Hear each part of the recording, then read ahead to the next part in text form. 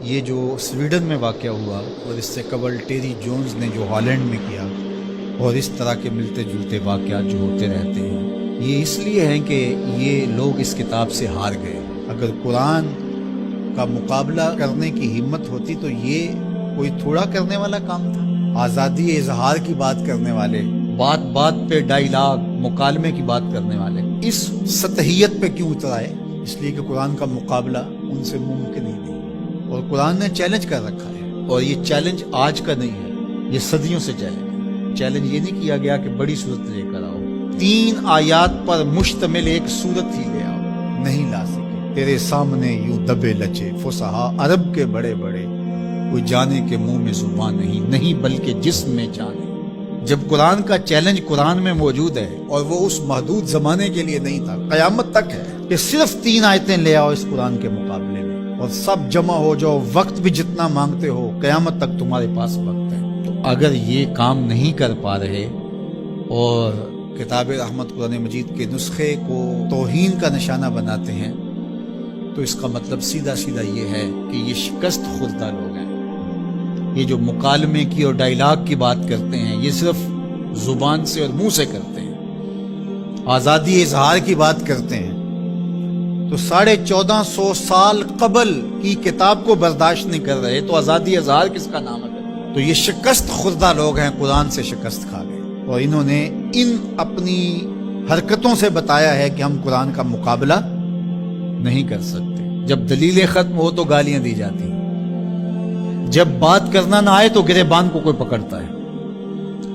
تو قرآن مجید کے ساتھ اہانت امیز سلوک اس بات کی دلیل ہے کہ آج دنیا قرآن کا مقابلہ کرنے سے قاصر ہے، جس طرح ماضی میں قاصر تھی، اور قیامت تک اس کا معاوضہ ممکن نہیں ہے۔ اور جب معاوضہ ممکن نہیں ہوگا تو وہ ہتھ کنڈے ہوں گے اور اس طرح کی نیچ حرکتیں ہوں گی۔ لوگوں نے لوگوں کے ساتھ لڑائیاں کیا، بھلا کسی نے کتابوں کو بھی جلایا ہے؟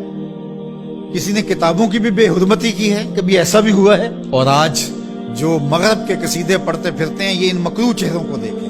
تو آئیے میں اور آپ اس کتاب سے جڑ کر کے اپنی زندگی کو ان بلندیوں پر لے جائیں کہ پھر ہماری گرد راہ کو بھی کوئی چھو نہ سکے۔ لیکن افسوس یہ کہ یہ چیزیں ہمیں بیدار کرنے کی بجائے، یہ چیزیں ہمیں کھڑا کرنے کی بجائے، کتاب کے ساتھ جوڑنے کی بجائے، الٹا جو ہے وہ ہمارا غیظ و غضب اپنے اوپر ہی برستا ہے، اور پھر ہم جو ہے وہ دوبارہ وہیں بیٹھ جاتے ہیں جہاں ہم تھے، اور 1 انچ بھی آگے بڑھنے کے ہم کوشش نہیں کرتے۔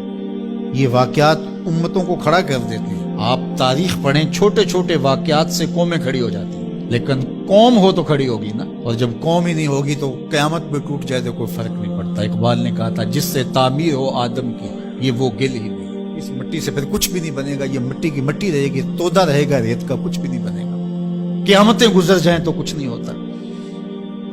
تو یہ چیزیں امت کو کھڑی کر دیں اور کتاب رحمت کے ساتھ ہم جو ہے وہ جڑ جائیں، اور اس طرح جڑیں کہ ہمارا اوڑھنا بچھونا اس کتاب کی تعلیمات کے نتیجے میں ہو، اور پھر دیکھنا کہ دنیا تسخیر کرنے کا راستہ یہیں سے نکلے گا۔ اللہ جل شانہ ہمیں ہمت عطا فرمائے۔